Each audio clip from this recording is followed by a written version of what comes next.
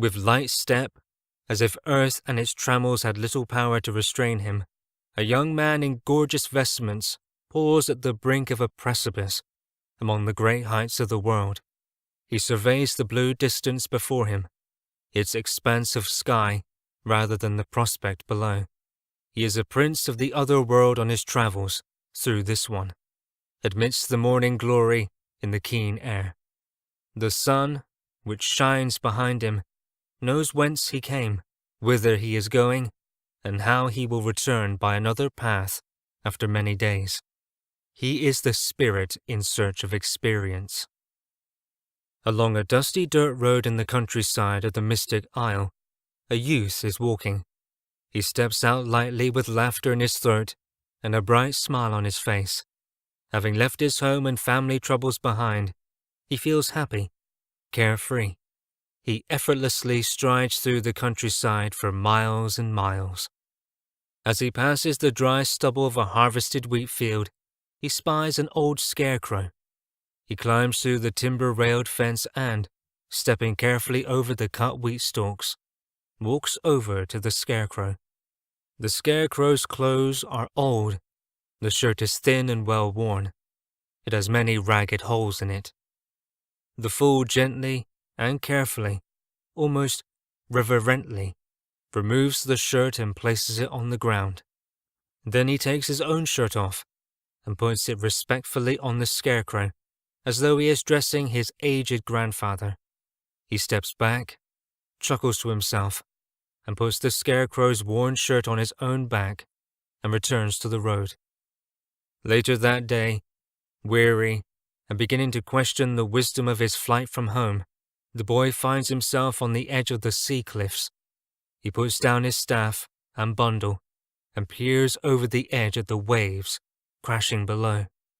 He stands up again, takes up his staff and bundle, and moves on. The group across the channel observes him, pointing him out to those amongst them who had not yet noticed the boy. "Do we turn him back?" one asks. "Is he too young?" another adds. "Is he ready?" from another. "What do we know of him?" from yet another. "Ah, 'tis young Folan, native of the Mystic Isle," one of the elders explains. 14 years old. He is but a boy, and the burdens at home are such that even his father could not face them. "So he runs," another chimes in. "Just as his father did," says another. "No, the father ran from failure of his powers, a mixture of pride, guilt, and grief. The boy runs from inadequacy and shame. The burden is too great for his young shoulders. He has not yet come to believe in himself. Reflected in the eyes of his family, peers, teachers, and elders, he sees himself a fool." "Untapped potential," another murmurs. "Shall we take him in, then?" asks one of the voices. "But is he too damaged?" questions another. "Yes, he is disturbed, depressed, and sees no future for himself," comes the reply. "He is naive, bullied at school, dyslexic, and ignorant of the world beyond."